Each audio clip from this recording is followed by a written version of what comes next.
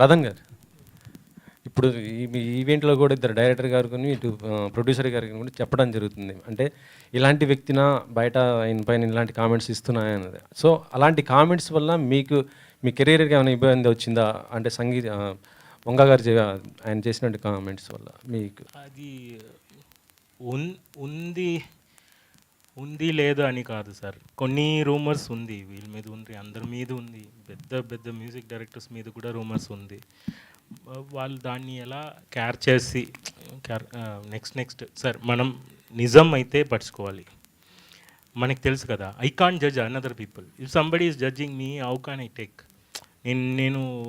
నేను ఇది లేదు అని ప్రతి ఒక్కరి దగ్గర చెప్పడం టైర్డ్ అవుతాం సార్. చాలామంది పీపుల్ ఉన్నారు, వాళ్ళకి మంచి మ్యూజిక్ ఇచ్చేస్తే వాళ్ళు నమ్ముతారు. Okay, wrong person can do a right music sir. So we're doing music, దాని గురించి మాత్రమే వెళ్దాం. ఓకే, ఇది జరిగింది, రాముడికే 14 years ఫారెస్ట్. మనకి ఏంటి సార్, మనం పెద్ద పెద్ద మ్యూజిక్ డైరెక్టర్స్ ఇప్పుడు I'm not bigger than Ilaiyaraaja sir, Rahman sir. I'm just a baby.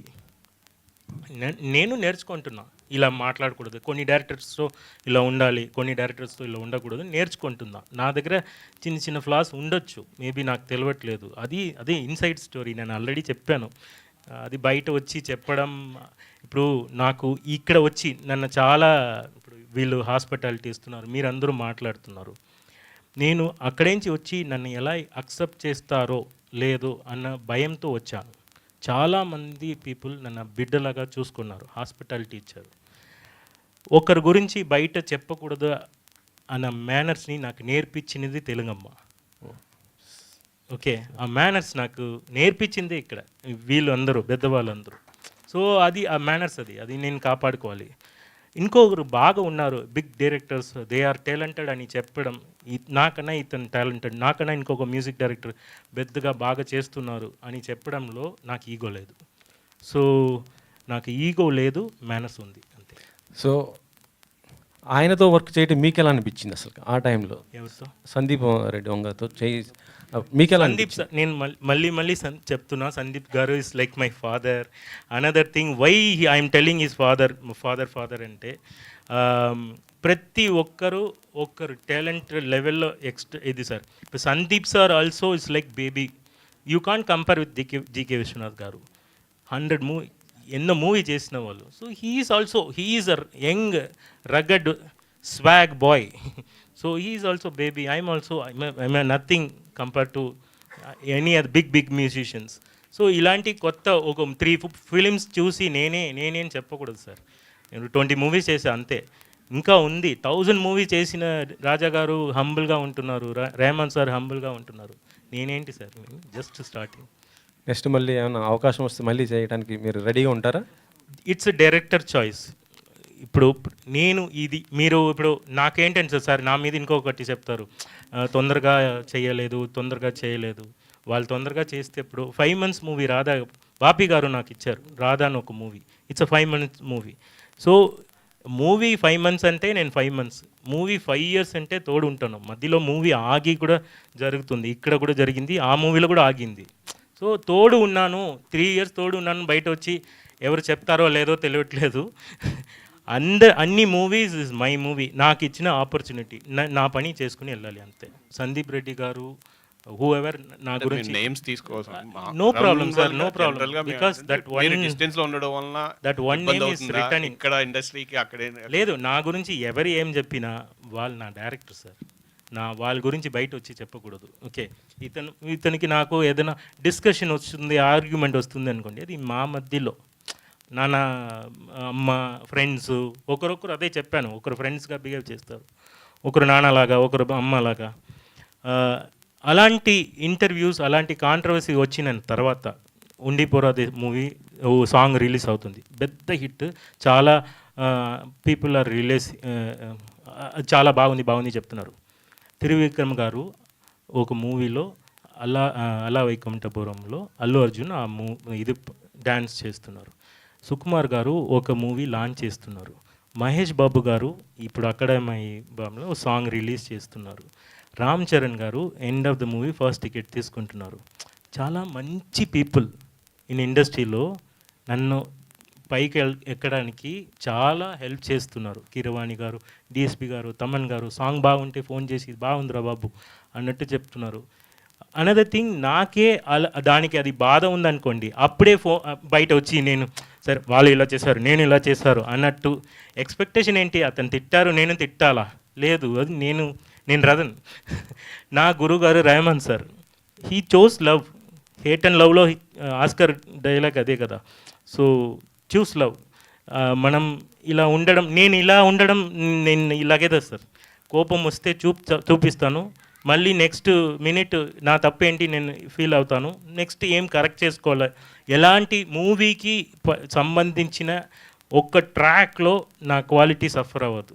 ఇప్పుడు ఇలా చెప్పారు అని నేను చెత్త ట్రాక్ ఇచ్చి పోదు ర్యాప్ చేసి, లేదు 1 minute ట్రాక్ ఇచ్చాను, అది ఇది ఏదో డైలాగ్స్ వచ్చింది, కానీ దాన్ని మిక్స్ చేసి మాస్టర్ చేసి బయట రెహమాన్ సార్ స్టూడియోలో జరిగింది ఇవన్నీ. అర్జున్ రెడ్డి బయట వచ్చి అబ్బా హిట్ అని చెప్పినప్పుడు నాకు ఐఎమ్ కాన్సన్ట్రేటింగ్ ఆన్ దట్. ఇవన్నీ వస్తుంది సార్, వస్తుంది పోతుంది. మీరు కూడా టుమారో ఇతను ఎలా గుడ్ బాయ్ ఇమేజా, కవర్ చేస్తున్నారా, కవర్ డ్రైవా, ఇవన్నీ చెప్తారు. ఇప్పుడు సందీప్ గారు పెద్ద డైరెక్టర్, దానికి ఇతను కవర్ చేస్తున్నారు, ఇలాంటి డైలాగ్స్ వస్తుంది సార్. ఏంటి నేను అప్పుడు అందాల రాక్షసి చేశాను, ఎవడే సుబ్రహ్మణ్యం పెద్ద మూవీ సార్. నాగశ్విన్ నవ్వు తిట్టడమే రాదు, చాలా స్వీట్. హను రాఘవపుడి ఒక యాంగిల్. సో అందాల రాక్షసి, ఎవడే సుబ్రహ్మణ్యం పెద్ద మూవీ చేసినప్పుడు సందీప్ గారిని ఫస్ట్ ఫ్యాన్ బాయ్గా ఇతను బాగా చేస్తారు అని అక్సెప్ట్ చేసుకుని ఫస్ట్ అగ్రిమెంట్లో సైన్ చేసి వీఆర్ వర్కింగ్. అప్పుడు సందీప్ గారు no name.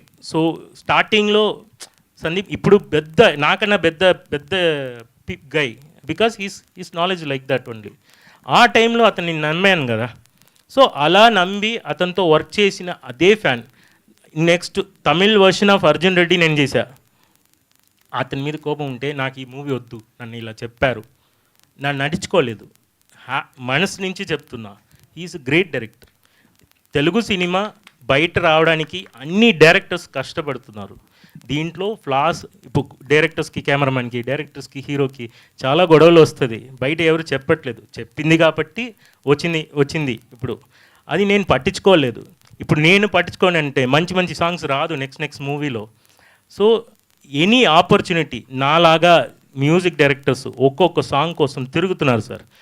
3000 people are running music director లాగా, చాలా కష్టపడుతున్నారు. నాకు ఒక సాంగ్ వస్తుంది, ఆ సాంగ్ని వాళ్ళు ఏం చెప్పినా మన గురించి డిస్కస్ చేసినా అది నెక్స్ట్ లెవెల్. ఈ మూవీలో నేను అదే వర్షన్, ఈ మూవీ ఎందుకు చేస్తున్నావు అన్నట్టు ఎవరు అడిగారంటే, ఇలాంటి ఒక అమ్మాయి మైండ్ నుంచి ఒక స్టోరీ రాయాలి, నేను పోరాడాలి, నేను ఈ సినిమాలో నేను ఒక సినిమా చేయాలి అన్నప్పుడు ఎవరు వచ్చి మ్యూజిక్ చేస్తారో లేదో నేను ఉండాలి. Coming back to dear Uma, ఇది రాక్ స్టార్ స్టోరీ వినిపిస్తుంది, సాంగ్స్ కూడా ఇది ఉంది. సో దీనికోసం ఎక్స్పెరిమెంటల్ మ్యూజిక్ అని. అవును. దీంట్లో హీరో గారు గిటార్తోనే ఉంటారు, first love of guitar. So guitar experiments కొంచెం చేశాను మ్యూజికలీ. అనదర్ థింగ్, కొంచెం ఈ మూవీలో ఒక మెసేజ్ లిటిల్ పించ్ ఉంది. అది డైరెక్టర్ గారు స్టోరీలో ఆ రియల్ స్టోరీని బయట చూపించడానికి హిడన్గా స్టోరీ రాశారు. ఆ డ్రీమ్ ఏంటంటే 40 days డ్రీమ్. నాకు అనిపించింది అంటే ఇలాంటి ఇంకొక అమ్మాయికి జరగకూడదు, అదే డ్రీమ్. అది బయట చెప్పడానికి ఈ స్టోరీ అది రాశారు. సో యాజ్ అ ఒక గర్ల్ చేస్తున్నారు, మీరు ఎందుకు చేస్తున్నారు, హిట్ అవుతుందా, ఫ్లాప్, అన్నీ వస్తుంది సార్. ప్యాషన్ ఉంది కదా, అందరూ అదే నన్ను వస్తున్నాము. హిట్ ఫ్లాప్ అదెల్లా మాటలే కదా సార్, సూపర్గా చేస్తున్నారు. సూపర్గా మన ఐడియా బయట రావాలని చేస్తున్నారు. కష్టపడ్డారు, చాలా కష్టపడ్డారు. ఫినాన్షియల్ ప్రాబ్లం చెప్పారు కదా, అది నాకు చాలా తెలుసు. అమ్మ లేకపోతే ఇక్కడ మూవీ రిలీజ్ చాలా కష్టం ఉంది, చాలా అప్స్ అండ్ డౌన్స్ చూశారు. నాకు తెలుసు సార్, పర్సనల్గా తెలుసు. సో ఇంత కష్టపడి ఒక మూవీ చేస్తున్నారు, నేను సపోర్ట్ చేస్తున్నాను అంతే. ఇంకో స్టెప్లో చెప్పాలంటే, ఎందుకు మీరు ఓన్ ప్రొడక్షన్ చేసినప్పుడు I'm talking about the second question. మీరు ఓన్ ప్రొడక్షన్ చేస్తున్నారు అనుకోండి, you are the producer and director, and మీకు నేను సెట్ అవ్వలేదు, ఫస్ట్ సాంగ్ వచ్చినప్పుడే అగ్రిమెంట్ క్యాన్సిల్ చేసి అడ్వాన్స్ రిటర్న్ ఇచ్చి ఏవో ఒక సాంగ్ చాలు అని వెళ్ళిపోవచ్చు. ఆ ఫ్రీడమ్ మీకు ఉంది. సో ఎందుకో అన్ని సాంగ్ చేసి బయట వచ్చి అలా చెప్పారు. నాకు అది మాత్రమే బాధ. అలా చెప్పినా కూడా still I'm saying they are the directors. I can't let down my directors. They are my people. So దాని గురించి వదిలేయండి. ఇంకోటి, వాళ్ళు అంత కష్టపడి ఏదో కష్టం ఉంటుంది సార్, దానికి నా మీదే చూపించారా అలాంటివి కూడా నాకు ఏంటి నా మీద ఇలా చెప్తున్నారు. సాంగ్స్ స్టార్ట్ అవగానే ఇప్పుడు ఒక రాంగ్ పర్సన్ తెలిసిన తర్వాత ఇది ఇండస్ట్రీ సార్, ఈజీగా బయట వెళ్ళొచ్చు. బికాజ్ ప్రొడ్యూసర్ దగ్గర నుంచి మనీ తీసి ఇంకొక దగ్గర ఇచ్చిన తర్వాత దొరికిపోయాను. మనకి they are also putting their own money.